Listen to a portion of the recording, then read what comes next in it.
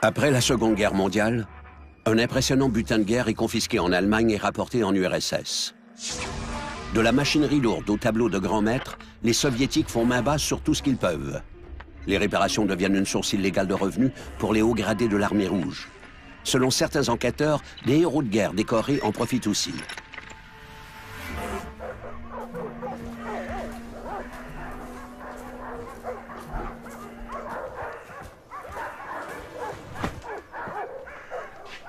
В чем дело?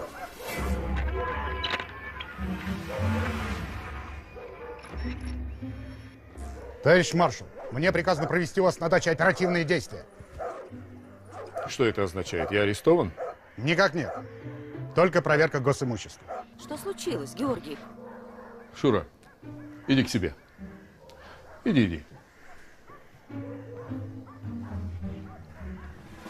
Ордер покажи. У меня есть приказ замминистра. А, приказ. Приказы надо выполнять. Сейчас, ребята. Сейчас. Дай закрыть. А ну заткнись! А маршал-то?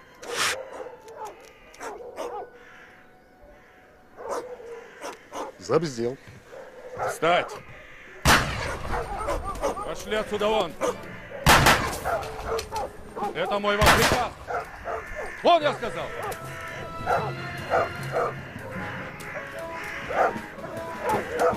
Лейтенант, проводи гостей. Вы еще пожалеете об этом. Гражданин Жуков. Le maréchal Georgi Zhukov est un soldat décoré. Mais son entourage et lui font maintenant l'objet d'enquêtes criminelles. Joseph Staline, le leader soviétique, se méfie de la popularité de ce héros de guerre. Le mandat de perquisition n'est que la pointe de l'iceberg dans cette lutte de pouvoir dissimulée entre les chefs des services de sécurité soviétiques.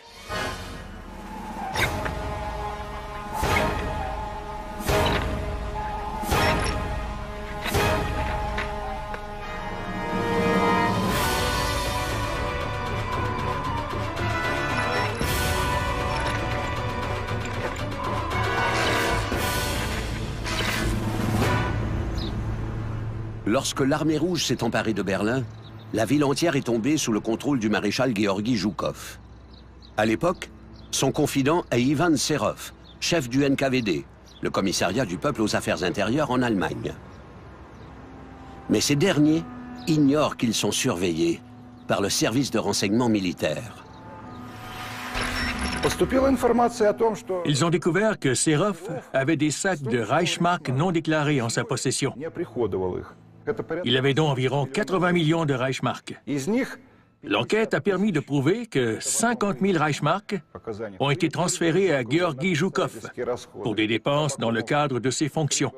Viktor Abakoumov s'est rendu à Berlin pour enquêter.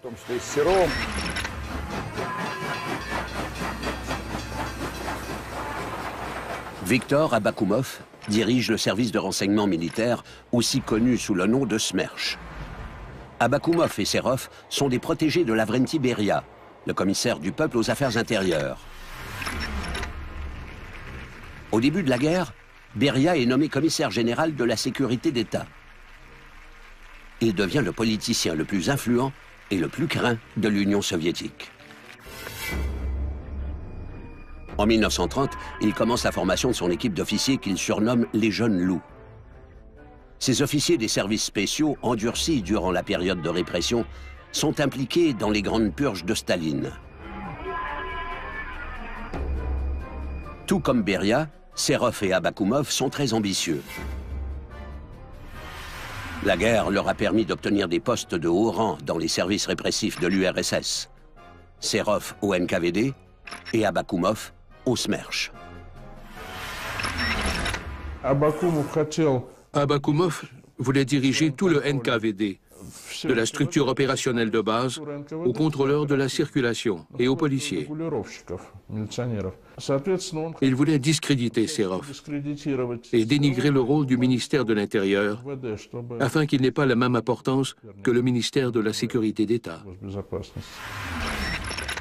Après la guerre, Viktor Abakoumov et Ivan Serov s'affrontent dans une quête de plus grands pouvoirs et privilèges. Виктор Семенович, каким это сквозняком?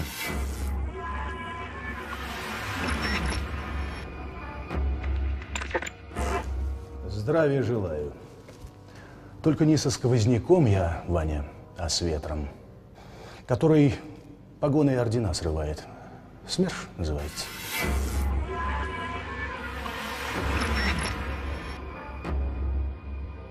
Не понял юмора. Поэтому повторяю еще раз. Что надо? С инспекцией по твою душу. Да? С какой такой инспекцией? Ты часом лестницей не ошибся, ангел душить? Да вроде нет. Разное рассказывают. Аж самому не верится. Вроде бы как Гитлера ты в подвале спрятал. А ты, Витя, все еще завидуешь, что не ваш фронт Берлин взял? Или вашей разведке уже и спрятать нечего? Ну, хорошо. Я, если что, могу поделиться. Да? Но только ты на Гитлера не рассчитывай. Le conflit entre les deux généraux a commencé à la fin de la guerre. Des officiers supérieurs du commissariat du peuple aux affaires intérieures ont été appelés à faire partie des fronts de première ligne. Le NKVD a permis à Serov de faire partie du premier front biélorusse qui était sous les ordres de Zhukov. Et Abakoumov a fait partie du troisième front biélorusse commandé par Vassilievski. Chaque commandant voulait, bien sûr, que ses soldats prennent Berlin. Ce sont les hommes de Serov qui ont eu cet honneur. Abakoumov était furieux. Il a gardé une dent contre Serov et Zhukov. Il en a fait ses ennemis. Хорошую ты себе здесь делянку оттяпал. Мне тут жалуются, что на ней откопал ты с маршалом 100 мешков с рейхсмарками. Или их твоим сквозняком унесло?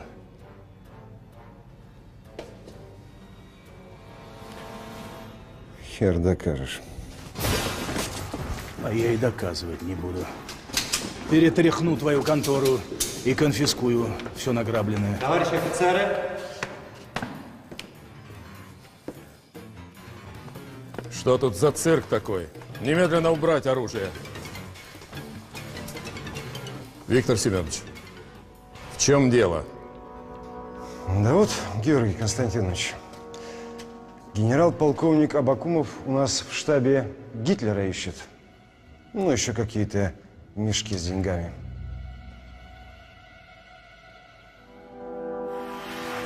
Zhukov lui a dit « Pourquoi procéderiez-vous à des arrestations? Repartez tous immédiatement. » Il n'a pas employé ces mots exacts, mais je ne peux pas les citer à la caméra. Abakoumov subit un terrible affront. Il est maintenant en lutte contre Serov et Zhukov. Pour faire tomber ses ennemis, il doit à tout prix obtenir des preuves compromettantes. Abakoumov a planifié son attaque à partir du moment où il a été nommé ministre de la Sécurité d'État en 1946. Il a fait plusieurs rapports et a parlé avec Staline en espérant obtenir une réaction positive. Таких как Жуков, героев войны, пока еще они популярны у советских людей, мы не дадим очернить.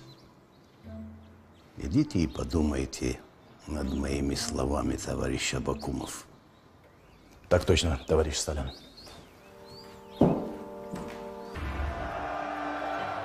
La popularité de Georgi Zhukov auprès du peuple irrite déjà Staline. Et les hauts commandants de l'armée ont vu comment vivait le reste de l'Europe. Ils éprouvent maintenant un mécontentement grandissant envers le régime. Ce sont eux qui ont payé un terrible prix pour cette grande victoire. Oui, ils ont été décorés de plusieurs médailles et ont reçu le titre de héros de l'Union soviétique. Et oui, ils ont combattu et ont remporté de grandes batailles, y compris la prise de Berlin. Mais ils ont vu comment vivaient les autres nations d'Europe. Et quand ils sont revenus au pays, ils n'avaient plus de maison, ni de famille. Georgi Zhukov a pris position. Et avec le temps, il est en quelque sorte devenu le leader du groupe de militaires qui critiquait ouvertement Joseph Staline ainsi que son régime. Viktor Abakoumov, ministre de la Sécurité d'État, découvre facilement les hommes qui s'éloignent des idées de Staline. Sa nouvelle priorité est la chasse aux preuves incriminantes contre Ivan Serov et Georgi Zhukov. А маршал-то наш кобель. К походно-полевой жене, небось, собрался. Нет, товарищ майор. По нашим сведениям, медсестра в полях осталась. Не иначе, как фронт завел. Вот это было бы хорошо. В рапорте бы его прижучили. Чей это он? Вали! Служивые, передайте товарищу Абакумову от маршала Жукова с поздравлениями по случаю нового назначения. Ошиблись вы, товарищ генерал. Мы ведь из охраны. Не понимаем, о чем вы. Все ты понял. Доложить лично.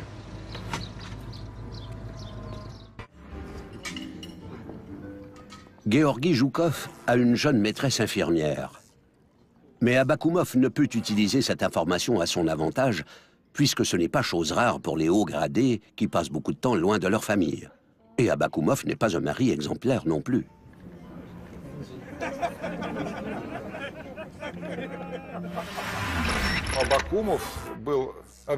Certaines personnes ont affirmé qu'Abakoumov utilisait les appartements de fonction officielle du service pour avoir des liaisons. Il était bel homme, toujours bien vêtu. Il était un vrai tombeur. Люся, давайте выпьем за наше знакомство и за вашу удивительную красоту. Спасибо, товарищ генерал. Но в зале так много красивых девушек, и мне кажется, что вы больше смотрите на них, чем на меня. Да вы бросьте, Люся. Я здесь впервые. Просто ищу знакомые лица. За вас, за вас, за вас. О, Марьяна. Заведующий постановочной частью цирка.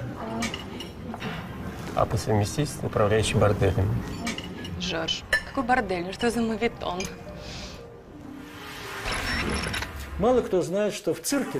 Peu de gens savent qu'à l'époque, il y avait un bordel au cirque du boulevard Zvetnoï.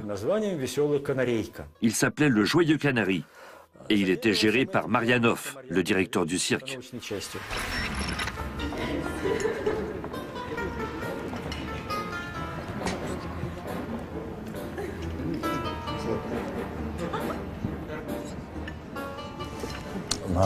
Рядом с Марьяновым это Крюков?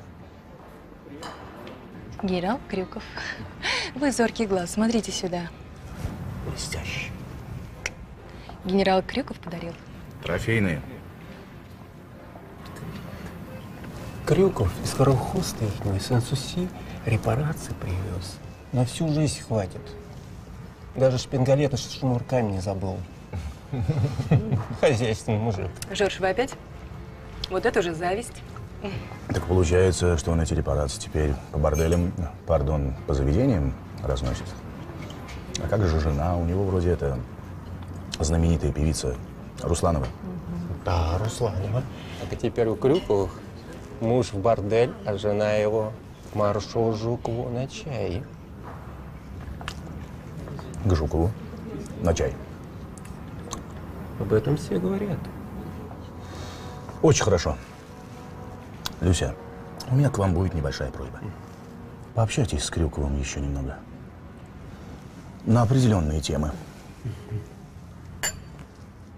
Товарищ генерал, ну за кого вы меня принимаете? Все сделаем. Вот и хорошо.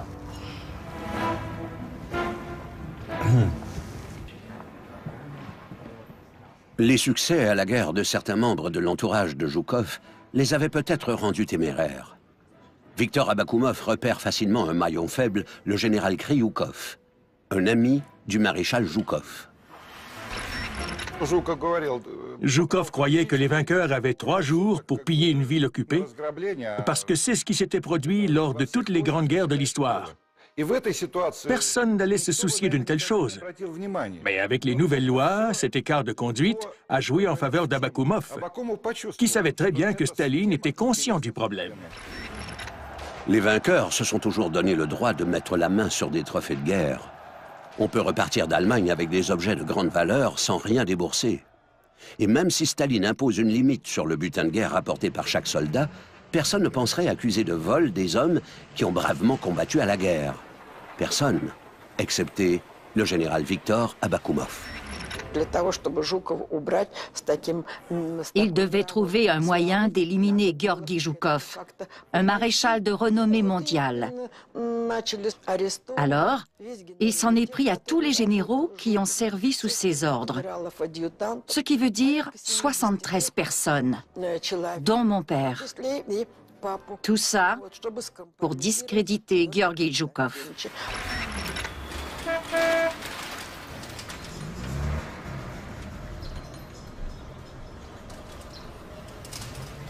Zélé, Abakoumov donne l'ordre d'arrêter les membres de l'entourage de Zhukov.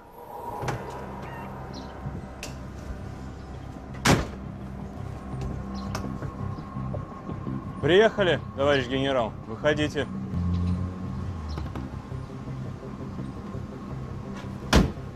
Руки-то за спину. Le général Krioukov et sa femme, la célèbre chanteuse Lydia Rouslanova, sont arrêtés.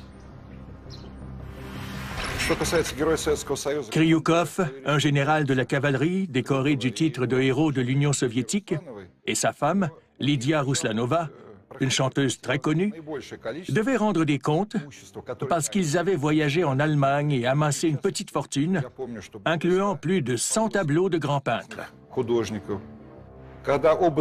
Ils possédaient également 208 diamants et une somme importante d'argent. Mais tout ça ne servait qu'à se débarrasser de Zhukov en prouvant que c'était son idée. L'arrestation d'un général proche de Zhukov pourrait permettre à Abakoumov d'obtenir des preuves incriminantes contre lui.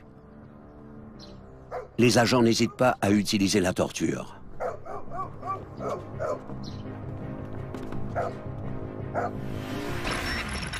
Ils ont été battus à en perdre connaissance et ils se sont fait arracher des lambeaux de peau. Ils ont tous subi la même chose, qu'ils soient généraux ou colonels. Ils ont ensuite reçu un document avec une déclaration toute faite dont Abakoumov avait besoin pour gagner sa lutte contre le maréchal. Будем брать только по моей команде, когда выйдет. Личное оружие не применять. Гриша, ты будь готов, характер его знаешь. Sous la contrainte, Krioukov signe une déclaration dans laquelle il accuse Georgi Zhukov. Le sort du maréchal ne tient plus qu'à un fil. Спокойно, вежливо и тихо. Всем все понятно? Отлично. Тише. В этом документе подследственный генерал Крюков утверждает, что советский маршал заболел бонапартизмом. Вот. Наш герой называет себя единственным спасителем Родины. Считает, что Родина ему обязана всем, а не он ей. Понимаете? Наш герой заявляет, что заслуга в разгроме немцев только ему принадлежит. Товарищ Жуков враждебно относится к политаппарату и партии большевиков. Так здесь написано. Какие будут мнения?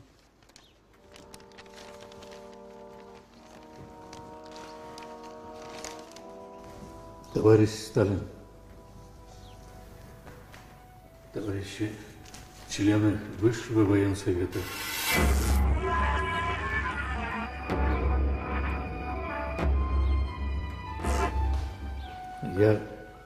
Мы все знаем заслуги маршала Жукова перед нашей страной. Пора, наконец, перестать доверять показаниям, вытянутым насилием в тюрьмах.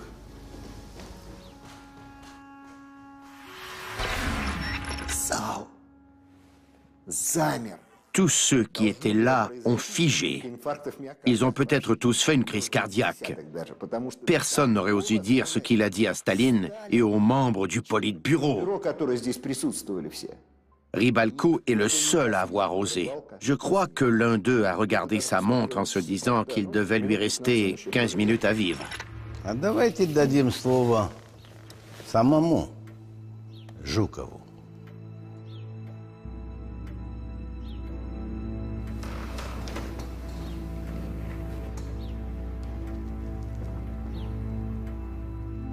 Иногда в отдельных разговорах я действительно позволял себе зазнаваться, о чем теперь очень сожалею.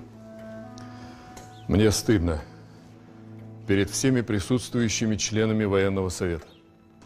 Особенно перед вами, товарищ Сталин. Потому что вы всегда и во всем мне доверяли. Я вас подвел. Но заговорщиком я никогда не был и не буду, это не в моем характере.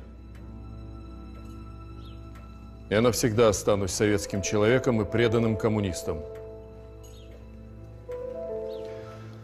Думаю, что заслуживаю любое наказание. Поэтому считаю, что должен оставить занимаемую должность. Все.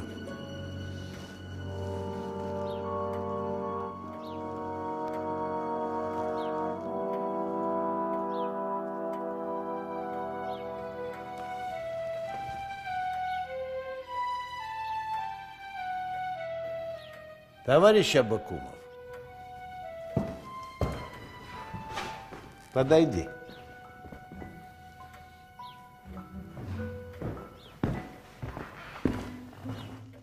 Мы тут посовещались и решили поверить товарищу Жукову, что он исправится. И поручили ему командование Одесским военным округом. Не могли бы и вы со своей стороны проследить, чтобы товарищ Жуков без помех добрался до нового места назначения? Так точно, товарищ Сталин. Мы готовы сделать все для этого, что от нас будет надо Георгию Константиновичу. Вот и хорошо. Вот известный историк, генерал Павленко... Le général Pavlienko, un historien de l'époque, a écrit qu'au cours de la session du Conseil militaire suprême,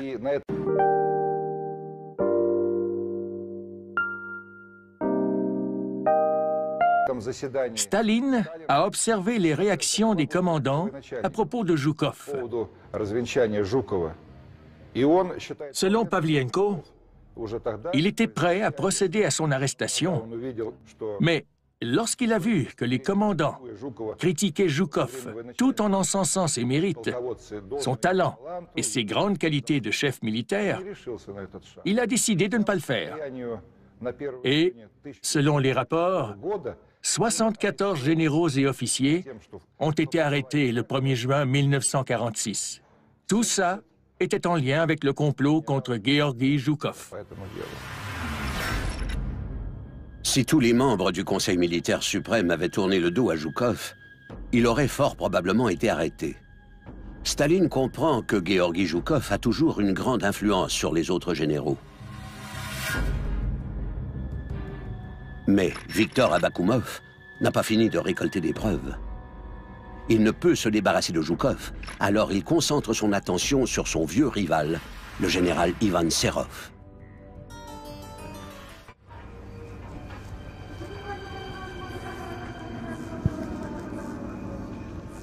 Тот сам пояс, товарищ майор. Тише ты. И без званий. Охрану разбудишь. Есть тише и без званий. Главное, не засветись. Иди.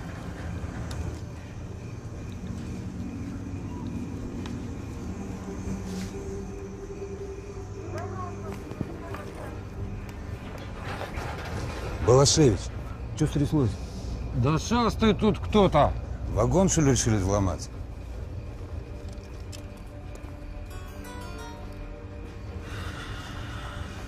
Ломба вроде на месте. О, смотрите. У трофея маршала Жукова позарились. Крысы.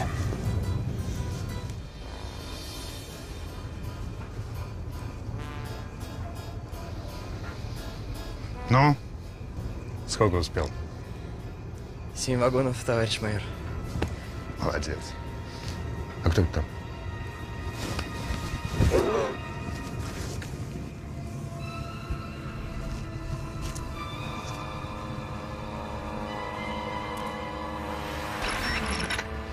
À la fin du mois d'août 1946, les agents des douanes d'Abakoumov saisissent 7 wagons contenant 85 caisses de meubles. Le signataire pour ces biens est Georgi Joukov.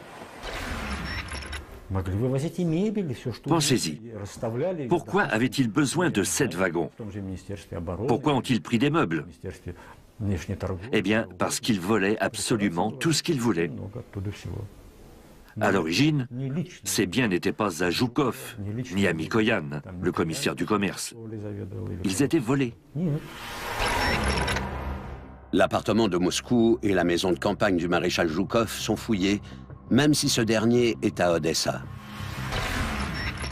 Abakoumov et ses hommes ont cherché une mystérieuse valise de diamants qui aurait prétendument été transportée par Joukov et sa femme. Mais cette valise n'a jamais été trouvée. Et on ne sait toujours pas si elle a bel et bien existé.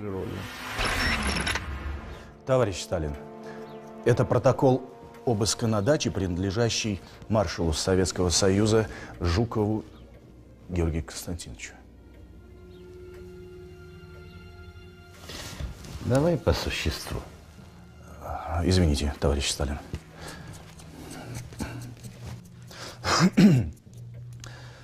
Две комнаты дачи превращены в склад, где хранится огромное количество различного товара и ценностей. Например, шерстяных тканей, шелка, парчи, панбархата и других материалов. Всего свыше 4000 метров. Особенно обращает на себя внимание огромный старинный персидский ковер, расположенный в одной из комнат. Мехов. Собольих, обезьяньих, лисьих, котиковых, каракуль. Всего 323 шкуры. Дача Жукова представляет собой по существу антикварный магазин и музей. Политбюро разберется, зачем советскому человеку столько шкур. Идите.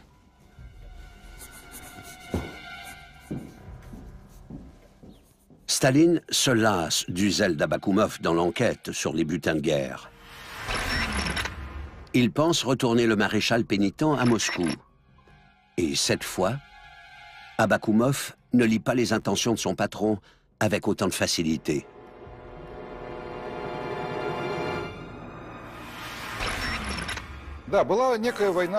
Victor Abakoumov livrait une lutte acharnée.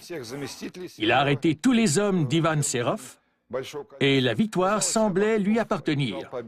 La chute de Serov allait suivre, alors que rien n'arrêtait l'ascension d'Abakoumov. Il a réussi à résoudre l'affaire des butins de guerre. Mais Serov n'allait pas se laisser avoir comme ça. Il a répliqué.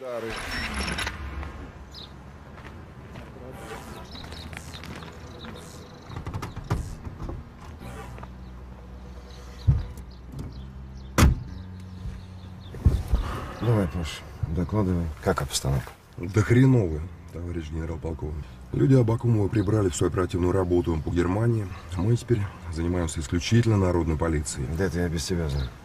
Еще что? Да я даже не знаю, как сказать тут. Помощник Абакумова просил передать. Обыскал? Обыскал, труха одна. Да. Обошел меня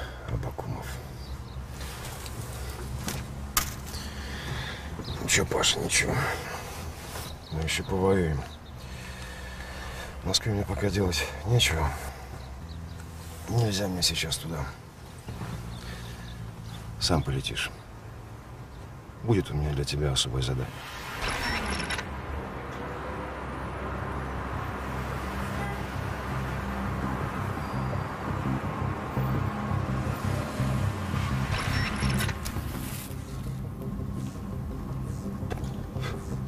Хороший табачок. В нашем Берлине такого не достать. Ну а вы, сволочи, где его берете? Так это из старых запасов. Американский. Шпионы, бля. Родину за сигареты продаете. Мы этого не позволим.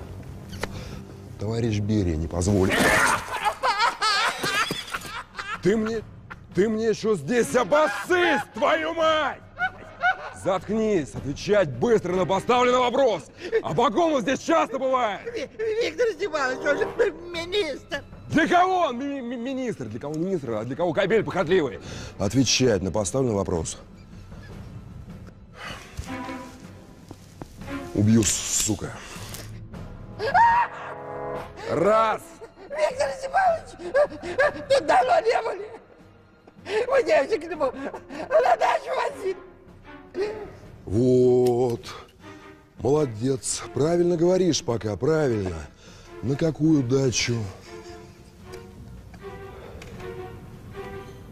Я ж тебе сказал, убью. А так, может быть, еще и поживешь. Коутцева!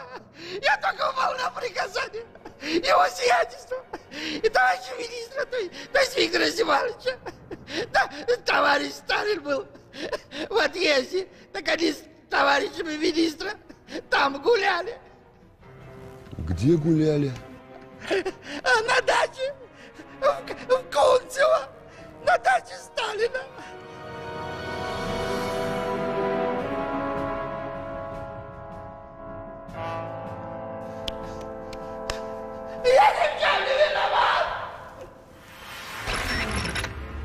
Au cours de l'été 1947, Staline reçoit une lettre d'Ivan Serov dans laquelle il y est écrit que certains des subordonnés du chef d'État lui manquent de respect et utilisent même son lit pour avoir des relations sexuelles. Serov porte des accusations sérieuses contre les membres du département d'Abakoumov. Staline décide donc de superviser personnellement l'enquête. Serov est convoqué à Moscou pour participer à l'investigation et il est nommé premier vice-ministre du commissariat du peuple aux affaires intérieures. Il peut maintenant attaquer son rival, le ministre de la Sécurité d'État, Viktor Abakoumov. Товарищ генерал-лейтенант, последственный Крюков прибыл. Заводи.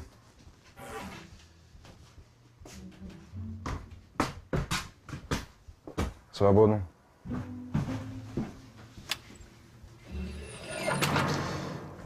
Привет, Володя. Здравствуйте, Иван Александрович. Да перестань ты. Вместе с тобой на брудершафт пили. Присаживайся. В ногах правды нет. Правда? Правда, это наша партийная газета. Брось. Не ерничай.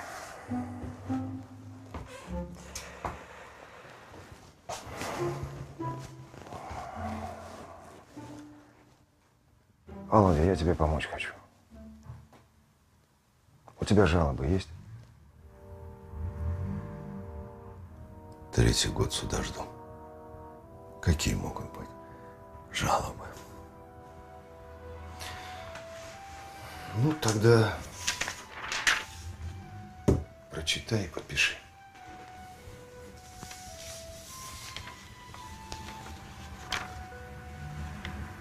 Абакумов. В сионистском заговоре. А тебя что-то смущает? Большинство наших придерживаются именно этой версии.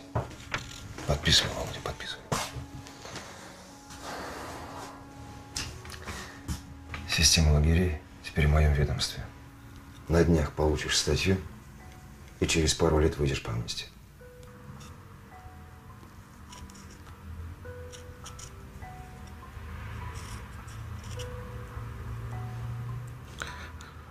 Все пальцы переломали, плохо работают.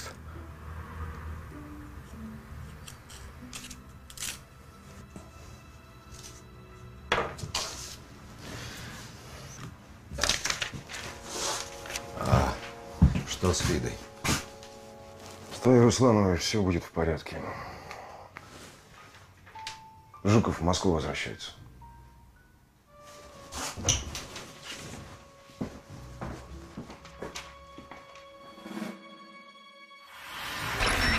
Le complot sioniste dont fait mention Ivan Serov est aussi connu sous le nom de complot des blouses blanches, complot ignoré par Viktor Abakoumov. Le fameux complot des blouses blanches a eu lieu après la guerre. C'est à partir de ce moment-là que la chance d'Abakoumov a tourné. Il gérait le tout de manière plutôt passive. Un groupe de médecins juifs de l'Union soviétique est accusé d'avoir assassiné des dirigeants soviétiques. Tout aurait commencé en 1948 avec la mort du président du Soviet suprême, Andrei Zhdanov. Ces médecins sont soupçonnés de lui avoir volontairement administré le mauvais traitement. Mais l'entourage de Staline sait très bien que son décès a été causé par un problème de santé. Staline vieillissait et il était atteint d'une maladie aggravée par la fièvre et les cellules malades de son cerveau. Il s'est mis à imaginer plusieurs scénarios d'empoisonnement. Viktor Abakoumov est si obsédé par sa lutte contre Georgi Zhukov qu'il devient négligent et ne se soucie plus du protocole. Ses erreurs jouent en la faveur d'Ivan Serov, qu'il accuse de saboter l'enquête. Staline s'est contenté d'observer ce combat de géants et il s'est abstenu de prendre des décisions importantes. Il a pris le temps de réfléchir avant de décider ce qu'il allait faire de Zhukov.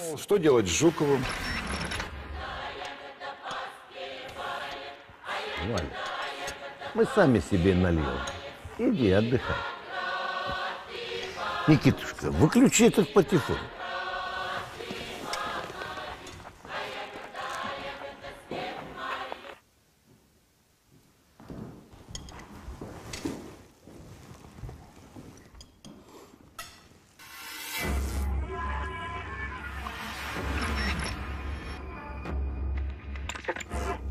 Коба, я хочу выпить за твое здоровье. За здоровье это хороший тост, политически грамотный. А вот чего ты такой кислый? Что зубы болят? Мы ведь всех врачей, вредителей повыводили. Или еще не всех, а? Воюем, Коба. Воюем. Воюете?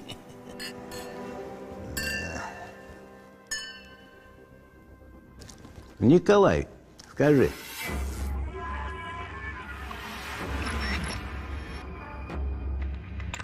А как ты думаешь, наш Жуков Бонапарт не разучился еще в Одессе воевать? Иосиф Виссарионович, он ведь у нас боевой маршал. Ему учиться не надо. Скажи, а как ты думаешь, если начнется Третья мировая война, и американцы на нас бомбы сбросят, где должен находиться товарищ Жуков? Разумеется, на фронте. Я ему прикажу и... Он ему прикажет. А если он на тебя обиделся? Я ему обижусь. Я его своими руками. Я его под трибунал отдам. Отдаст он. Не отдашь. Кандидатов в члены Центрального комитета не отдашь. Садись. А ведь война не за горами, Никитушка. Лаврентий, готовь возвращение Жукова. Joseph Staline croit qu'une troisième guerre mondiale pourrait avoir lieu. Si ce scénario se concrétisait, il aurait besoin d'un chef militaire aguerri. Il réintègre Georgi Zhukov au sein du comité central.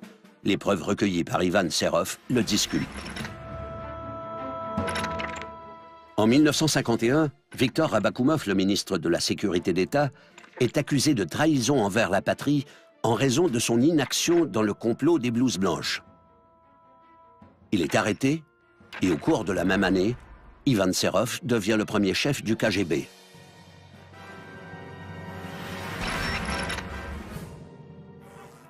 О, вот это морозение. Давай, давай, заходим.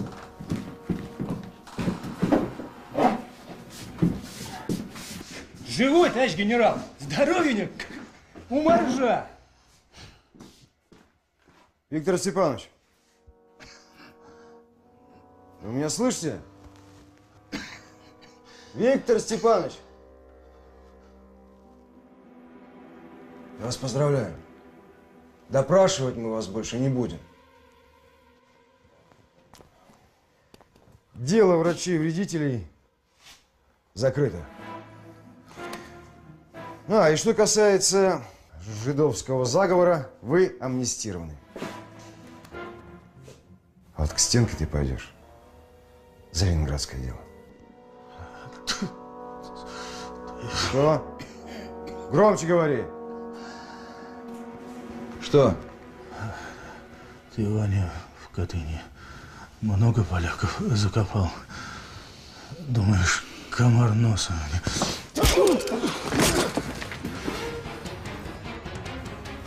Унесите его. Без моего lичного разрешения в камеру к нему никого не пускать. Le massacre de milliers de Polonais par la police politique soviétique a eu lieu au printemps 1940. Les dirigeants soviétiques voulaient éviter toute tentative de libération du pays occupé.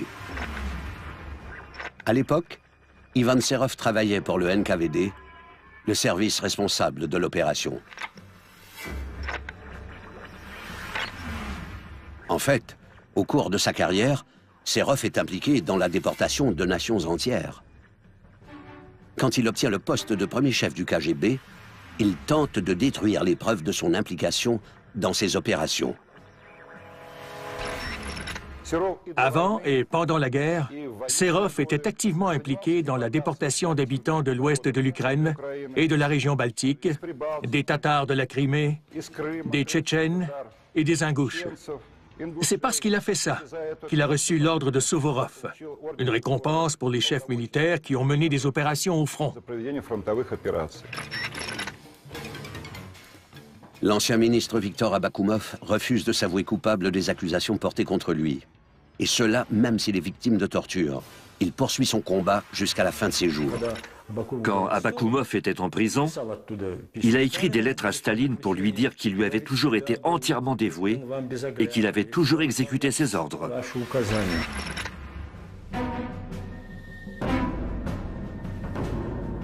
C'est la dévotion d'Abakoumov pour Staline qui causera sa perte. Il n'est jamais libéré de prison, même après la mort de Staline. Nikita Khrouchtchev, son successeur, est un grand détracteur du culte de la personnalité. Lorsqu'il prend le pouvoir, de nouvelles accusations de répression massive sont portées contre Abakoumov. Ce dernier subit un procès à huis clos. Il est exécuté en 1954. En juin 1953, les nouveaux dirigeants politiques font une fois de plus appel au service de Georgi Zhukov.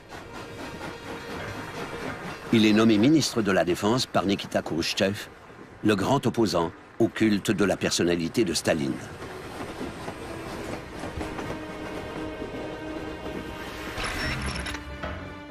Zhukov a été offensé par Staline après son transfert à Odessa. Il le détestait. Et lors du règne de Khrouchtchev, il est devenu l'un des plus grands opposants au culte de la personnalité de Staline. Лешка, Да. где купе маршала Жукова? В конце вагона 5-й купе. Угу. Так, заходим. Прямо по коридору и направо. Берем вещи, выносим на перрон. Mais quelques années plus tard, la popularité et l'esprit de commandement de Georgi Zhukov deviennent une source de préoccupation pour les nouveaux dirigeants.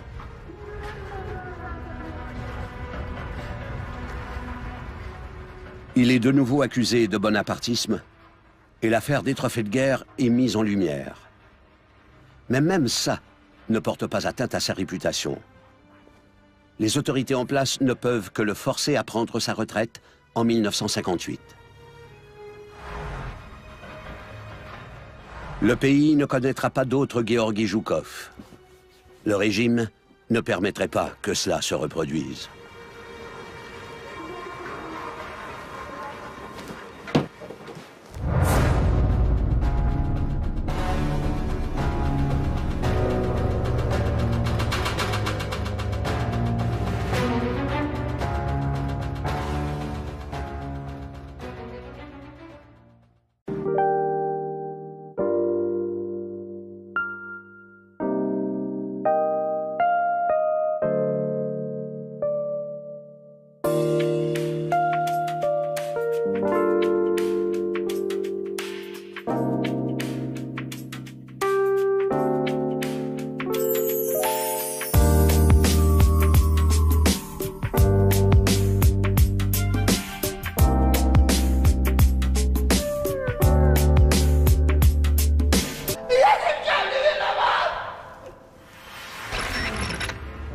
Au cours de l'été 1947, Staline reçoit une lettre d'Ivan Serov dans laquelle il y est écrit que certains des subordonnés du chef d'État lui manquent de respect et utilisent même son lit pour avoir des relations sexuelles.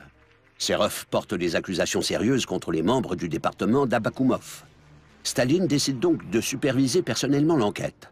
Serov est convoqué à Moscou pour participer à l'investigation et il est nommé premier vice-ministre du commissariat du peuple aux affaires intérieures. Il peut maintenant attaquer son rival, le ministre de la Sécurité d'État, Viktor Abakoumov. Товарищ генерал-лейтенант, последственный Крюков прибыл. Заводи.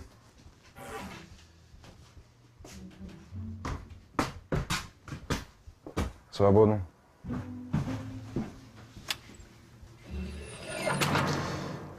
Привет, Володя. Здравствуйте, Иван Александрович. Да перестань ты. Вместе с тобой на брудершафт пили. Присаживайся. В ногах правды нет. Правда? Правда, это наша партийная газета. Брось. Не ерничай.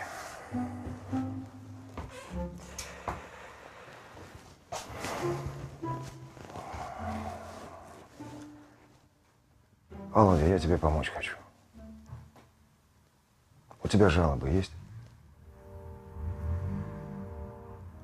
3-й год суда жду. Какие могут быть жалобы? Ну, тогда прочитай и подпиши.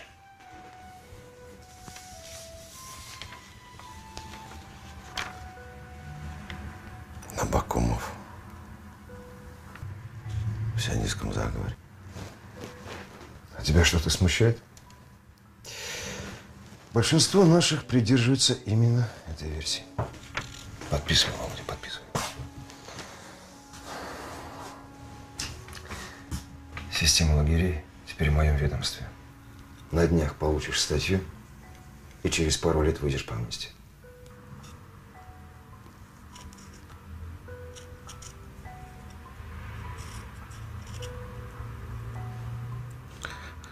Все пальцы переломали, плохо работают.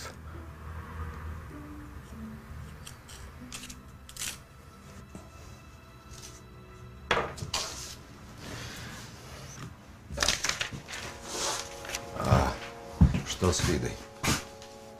С той Руслановой все будет в порядке.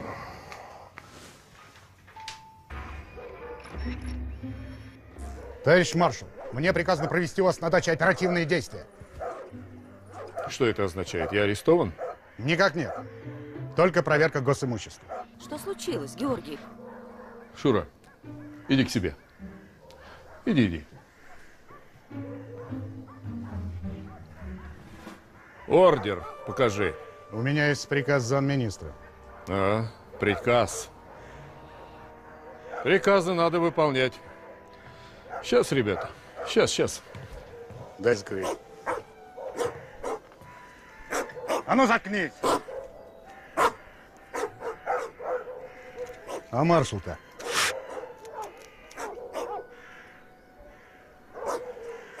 Забздел. Встать! Пошли отсюда вон!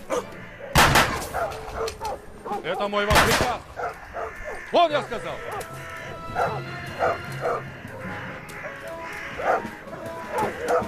Лейтенант, проводи гостей. Вы еще пожалеете об этом. Гражданин Жуков. Le maréchal Georgi Zhukov est un soldat décoré. Mais son entourage et lui font maintenant l'objet d'enquêtes criminelles. Joseph Staline, le leader soviétique, se méfie de la popularité de ce héros de guerre.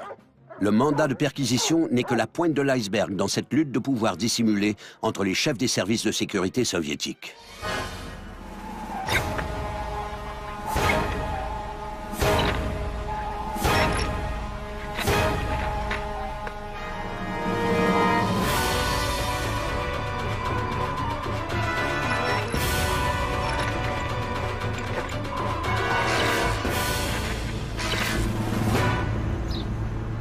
Lorsque l'armée rouge s'est emparée de Berlin, la ville entière est tombée sous le contrôle du maréchal Georgi Zhukov. À l'époque, son confident est Ivan Serov, chef du NKVD, le commissariat du peuple aux affaires intérieures en Allemagne. Mais ces derniers ignorent qu'ils sont surveillés par le service de renseignement militaire. Ils ont découvert que Serov avait des sacs de Reichsmark non déclarés en sa possession. Il avait donc environ 80 millions de Reichsmark. L'enquête a permis de prouver que 50 000 Reichsmark ont été transférés à Georgi Zhukov pour des dépenses dans le cadre de ses fonctions. Viktor Abakoumov s'est rendu à Berlin pour enquêter.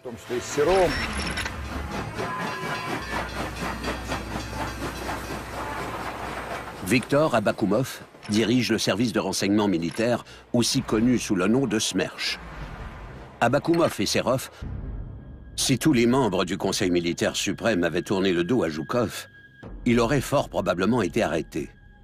Staline comprend que Georgi Zhukov a toujours une grande influence sur les autres généraux. Mais Viktor Abakoumov n'a pas fini de récolter des preuves. Il ne peut se débarrasser de Zhukov, alors il concentre son attention sur son vieux rival, le général Ivan Serov.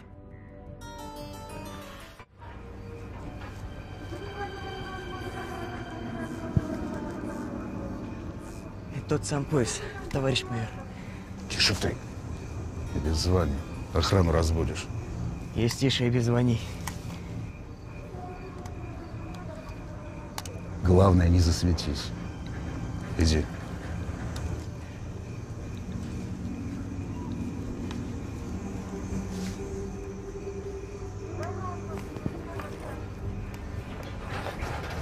Балашевич, что стряслось? Да шастает тут кто-то. Вагон, что ли, решили взломать?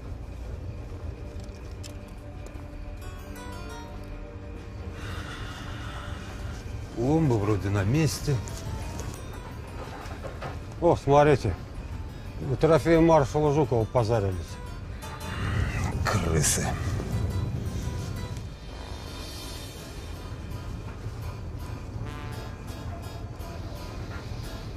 Ну? Сколько успел? 7 вагонов, товарищ майор. Молодец. А кто там?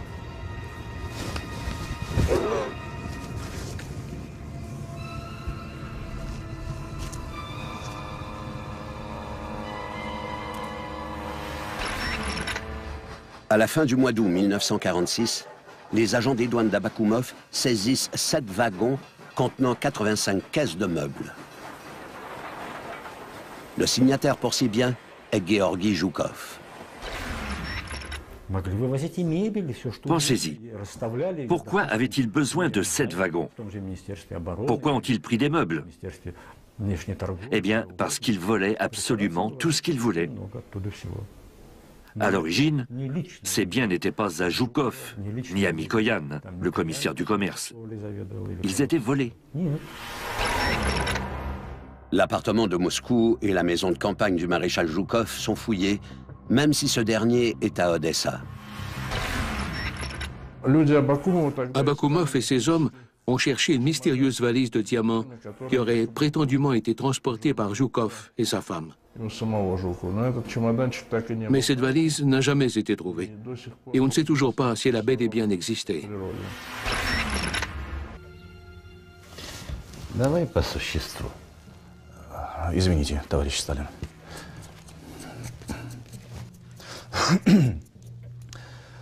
Две комнаты дачи превращены в склад, где хранится огромное количество различного товара и ценностей. Например,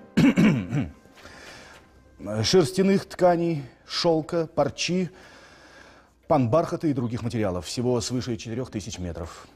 Особенно обращает на себя внимание огромный старинный персидский ковер, расположенный в одной из комнат. Мехов. Собольих, обезьяньих, лисьих, котиковых, каракуль. Всего 323 шкуры. Дача Жукова представляет собой по существу антикварный магазин и музей. Политбюро разберется, зачем советскому человеку столько шкур. Идите.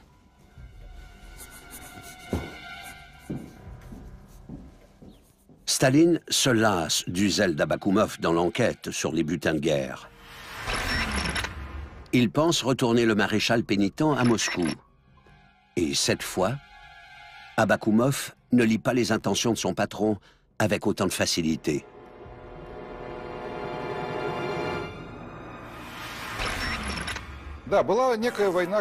Victor Abakoumov livrait une lutte acharnée. Il a arrêté tous les hommes d'Ivan Serov et la victoire semblait lui appartenir. La chute de Serov allait suivre, alors que rien n'arrêtait l'ascension d'Abakoumov. Il a réussi à résoudre l'affaire des butins de guerre.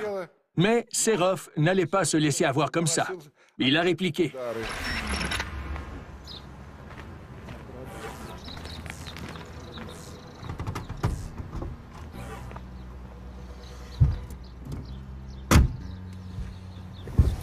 Давай, Паш, докладывай. Как обстановка? Да хреново, товарищ генерал-полковник. Люди Абакумова прибрали всю оперативную работу по Германии. Мы теперь занимаемся исключительно народной полицией. Да это я без тебя знаю. Еще что? Да я даже не знаю, как сказать тут. Помощник Абакумова просил передать. Обыскал? Обыскал, труха одна. Да. Обошел меня Абакумов. Ничего, Паша, ничего. Мы еще повоюем. В Москве мне пока делать нечего. Нельзя мне сейчас туда. Сам полетишь. Будет у меня для тебя особое задание.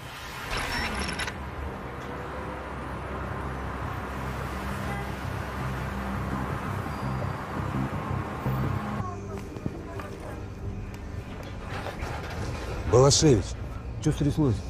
Да шастает тут кто-то. Вагон, что ли, решили взломать?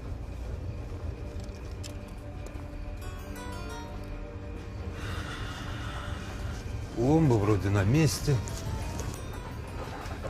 О, смотрите. У трофея маршала Жукова позарились. Крысы.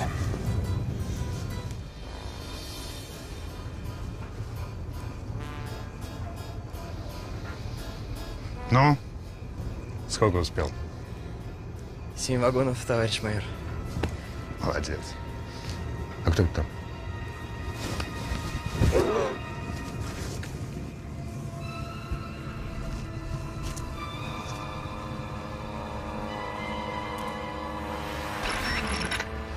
À la fin du mois d'août 1946, les agents des douanes d'Abakoumov saisissent 7 wagons contenant 85 caisses de meubles. Le signataire pour ces biens est Georgi Zhukov. Pensez-y. Pourquoi avait-il besoin de 7 wagons? Pourquoi ont-ils pris des meubles? Eh bien, parce qu'ils volaient absolument tout ce qu'ils voulaient. À l'origine, ces biens n'étaient pas à Zhukov, ni à Mikoyan, le commissaire du commerce. Ils étaient volés. L'appartement de Moscou et la maison de campagne du maréchal Zhukov sont fouillés, même si ce dernier est à Odessa. Abakoumov et ses hommes ont cherché une mystérieuse valise de diamants qui aurait prétendument été transportée par Zhukov et sa femme. Mais cette valise n'a jamais été trouvée. Et on ne sait toujours pas si elle a bel et bien existé. Товарищ Сталин, это протокол обыска на даче, принадлежащий маршалу Советского Союза Жукову Георгию Константиновичу. Давай по существу. Извините, товарищ Сталин.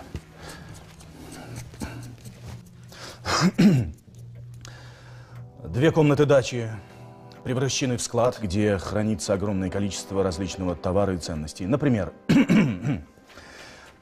шерстяных тканей, шелка, парчи, панбархата и других материалов. Всего свыше 4000 метров. Особенно обращает на себя внимание огромный старинный персидский ковер, расположенный в одной из комнат. Мехов. Собольих, обезьяньих, лисьих, котиковых, каракуль. Всего 323 шкуры. Дача Жукова представляет собой по существу антикварный... Coupable des accusations portées contre lui. Et cela, même s'il est victime de torture. Il poursuit son combat jusqu'à la fin de ses jours. Quand Abakoumov était en prison, il a écrit des lettres à Staline pour lui dire qu'il lui avait toujours été entièrement dévoué et qu'il avait toujours exécuté ses ordres.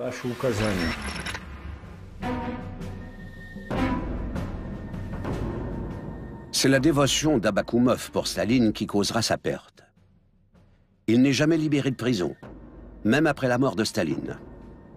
Nikita Khrouchtchev, son successeur, est un grand détracteur du culte de la personnalité. Lorsqu'il prend le pouvoir, de nouvelles accusations de répression massive sont portées contre Abakoumov. Ce dernier subit un procès à huis clos. Il est exécuté en 1954.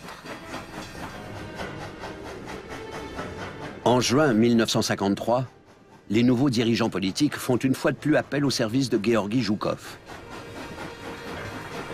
Il est nommé ministre de la Défense par Nikita Khrouchtchev, le grand opposant au culte de la personnalité de Staline.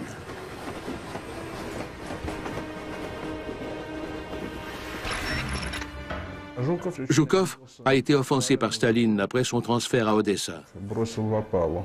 Il le détestait. Et lors du règne de Khrouchtchev, il est devenu l'un des plus grands opposants au culte de la personnalité de Staline. Лешка, Да? где купе маршала Жукова? В конце вагона 5-е купе. Угу. Так, заходим. Прямо по коридору и направо. Берем вещи, выносим на перрон. Mais quelques années plus tard, la popularité et l'esprit de commandement de Georgi Zhukov deviennent une source de préoccupation pour les nouveaux dirigeants.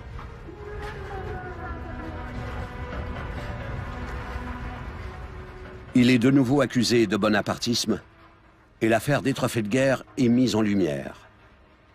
Mais même ça ne porte pas atteinte à sa réputation. Les autorités en place ne peuvent que le forcer à prendre sa retraite en 1958. Le pays ne connaîtra pas d'autre Georgi Zhukov. Le régime ne permettrait pas que cela se reproduise.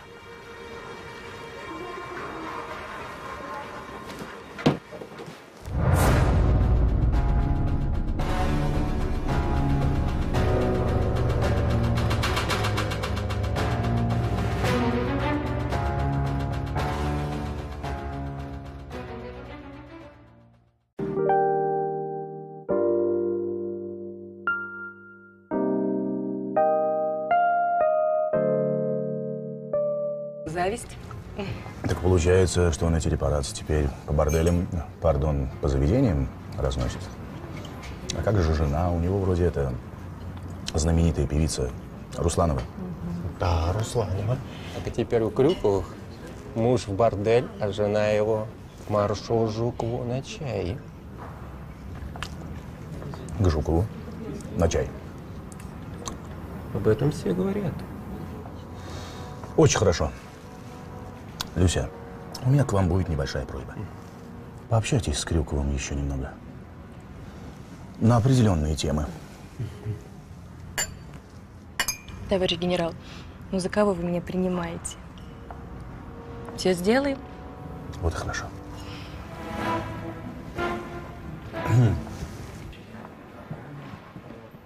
Les succès à la guerre de certains membres de l'entourage de Zhukov les avaient peut-être rendus téméraires.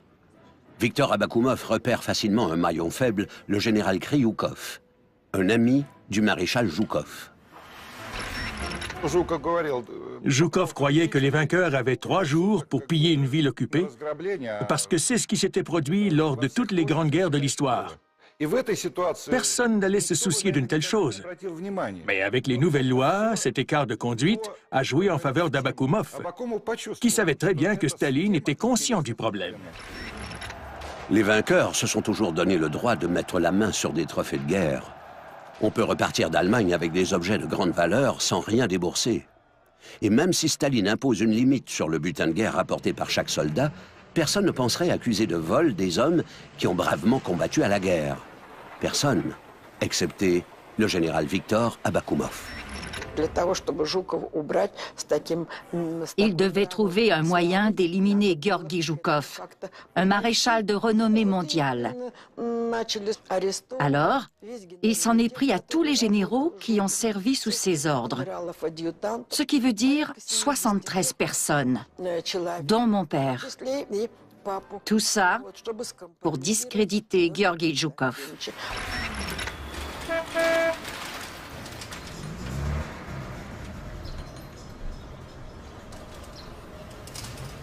Zélé, Abakoumov donne l'ordre d'arrêter les membres de l'entourage de Zhukov.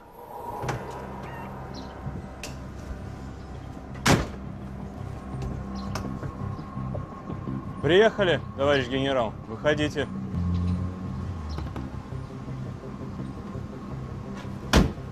Руки-то за спину. Le général Krioukov et sa femme, la célèbre chanteuse Lydia Rouslanova, sont arrêtés. Все пальцы переломали, плохо работают.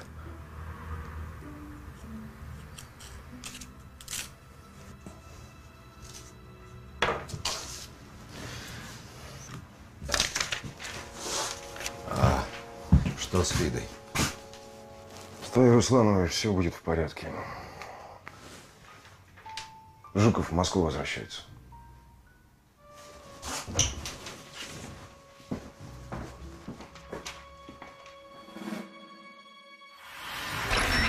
Le complot sioniste dont fait mention Ivan Serov est aussi connu sous le nom de complot des blouses blanches, complot ignoré par Viktor Abakoumov. Le fameux complot des blouses blanches a eu lieu après la guerre. C'est à partir de ce moment-là que la chance d'Abakoumov a tourné. Il gérait le tout de manière plutôt passive. Un groupe de médecins juifs de l'Union soviétique est accusé d'avoir assassiné des dirigeants soviétiques. Tout aurait commencé en 1948 avec la mort du président du Soviet suprême, Andrei Zhdanov. Ces médecins sont soupçonnés de lui avoir volontairement administré le mauvais traitement. Mais l'entourage de Staline sait très bien que son décès a été causé par un problème de santé. Staline vieillissait et il était atteint d'une maladie aggravée par la fièvre et les cellules malades de son cerveau. Il s'est mis à imaginer plusieurs scénarios d'empoisonnement. Viktor Abakoumov est si obsédé par sa lutte contre Georgi Zhukov qu'il devient négligent et ne se soucie plus du protocole. Ses erreurs jouent en la faveur d'Ivan Serov, qu'il accuse de saboter l'enquête. Staline s'est contenté d'observer ce combat de géants et il s'est abstenu de prendre des décisions importantes. Il a pris le temps de réfléchir avant de décider ce qu'il allait faire de Zhukov.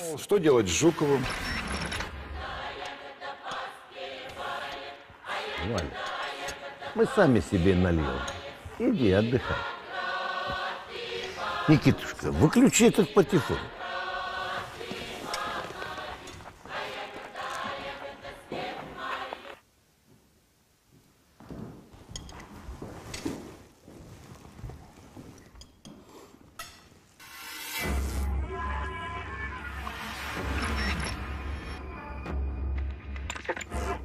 Коба, я хочу выпить за твое здоровье. За здоровье это Хороший тост. Политически грамотный. А вот чего ты такой кислый? Что зубы болят? Мы ведь всех врачей, вредителей повыводили. Или... Прочитай и подпиши.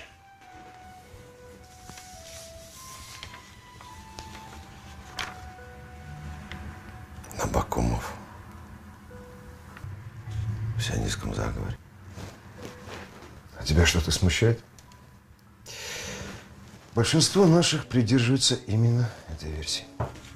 Подписывай, Володя, подписывай. Система лагерей теперь в моем ведомстве. На днях получишь статью и через пару лет выйдешь по амнистии.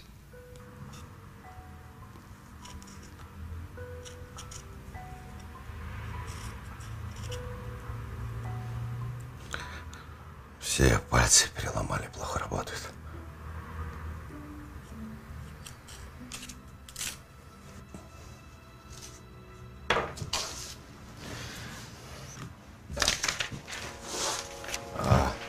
Что с Лидой? С твоей Руслановой все будет в порядке. Жуков в Москву возвращается.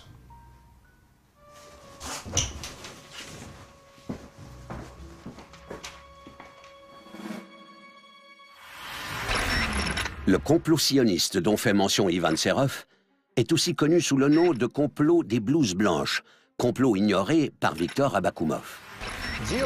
Le fameux complot des blouses blanches a eu lieu après la guerre. C'est à partir de ce moment-là que la chance d'Abakoumov a tourné. Il gérait le tout de manière plutôt passive. Un groupe de médecins juifs de l'Union soviétique est accusé d'avoir assassiné des dirigeants soviétiques. Tout aurait commencé en 1948 avec la mort du président du Soviet suprême, Andrei Zhdanov. Ces médecins sont soupçonnés de lui avoir volontairement administré le mauvais traitement. Mais l'entourage de Staline sait très bien que son décès a été causé par un problème de santé. Staline vieillissait et il était atteint d'une maladie aggravée par la fièvre et les cellules malades de son cerveau. Il s'est mis à imaginer plusieurs scénarios d'empoisonnement. Viktor Abakoumov est si obsédé par sa lutte contre Georgi Zhukov qu'il devient négligent et ne se soucie plus du protocole. Ses erreurs jouent en la faveur d'Ivan Serov, qu'il accuse de saboter l'enquête.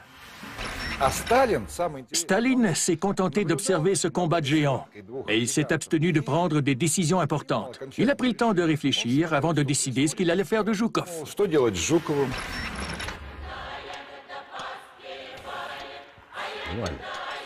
Мы сами себе нальем. Иди, отдыхай. Никитушка, выключи. Исполнять. Сейчас, ребята. Сейчас. Дай закрыть. А ну заткнись! А маршал-то?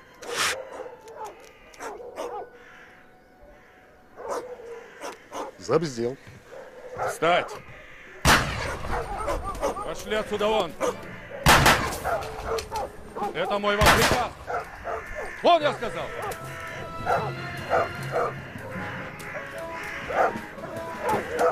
Лейтенант, проводи гостей. Вы еще пожалеете об этом. Гражданин Жуков. Le maréchal Georgi Zhukov est un soldat décoré. Mais son entourage et lui font maintenant l'objet d'enquêtes criminelles. Joseph Staline, le leader soviétique, se méfie de la popularité de ce héros de guerre. Le mandat de perquisition n'est que la pointe de l'iceberg dans cette lutte de pouvoir dissimulée entre les chefs des services de sécurité soviétiques.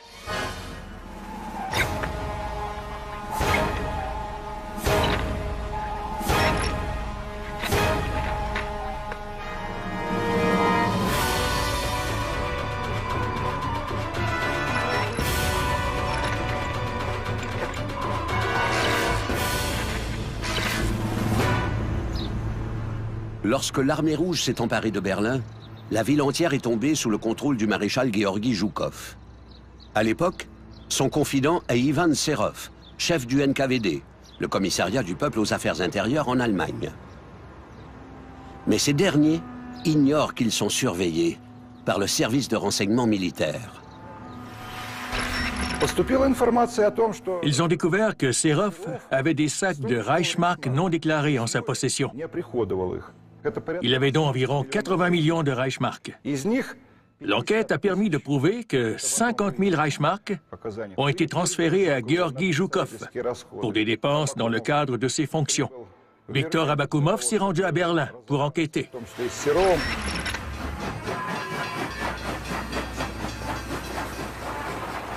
Viktor Abakoumov dirige le service de renseignement militaire, aussi connu sous le nom de Smerch. Abakoumov et Serov sont des protégés de Lavrenti Beria, le commissaire du peuple aux affaires intérieures. Au début de la guerre, Beria est nommé commissaire général de la sécurité d'État. Il devient le politicien le plus influent et le plus craint de l'Union soviétique. En 1930, il commence la formation de son équipe d'officiers qu'il surnomme les Jeunes Loups. Ces officiers des services spéciaux, endurcis durant la période de répression, sont impliqués dans les... À l'origine, ces biens n'étaient pas à Zhukov, ni à Mikoyan, le commissaire du commerce. Ils étaient volés. L'appartement de Moscou et la maison de campagne du maréchal Zhukov sont fouillés, même si ce dernier est à Odessa. Abakoumov et ses hommes ont cherché une mystérieuse valise de diamants qui aurait prétendument été transportée par Zhukov et sa femme. Mais cette valise n'a jamais été trouvée. Et on ne sait toujours pas si elle a bel et bien existé. Товарищ Сталин, это протокол обыска на даче, принадлежащий маршалу Советского Союза Жукову Георгию Константиновичу. Давай по существу. Извините, товарищ Сталин.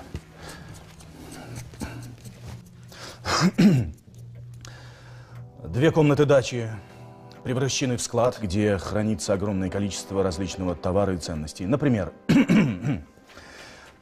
шерстяных тканей, шелка, парчи, панбархата и других материалов. Всего свыше 4000 метров. Особенно обращает на себя внимание огромный старинный персидский ковер, расположенный в одной из комнат.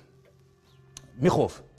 Собольих, обезьяньих, лисьих, котиковых, каракуль. Всего 323 шкуры. Дача Жукова представляет собой по существу антикварный магазин и музей. Политбюро разберется, зачем советскому человеку столько шкур. Идите.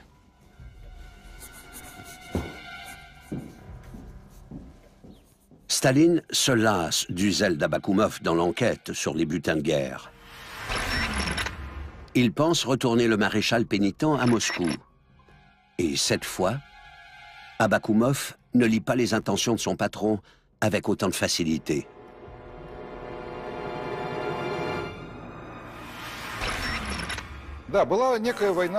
Viktor Abakoumov livrait une lutte acharnée. Il a arrêté tous les hommes d'Ivan Serov et la victoire semblait lui appartenir. La chute de Serov allait suivre, alors que rien n'arrêtait l'ascension d'Abakoumov. Il a réussi à résoudre l'affaire des butins de guerre. Mais Serov n'allait pas se laisser avoir comme ça. Il a répliqué.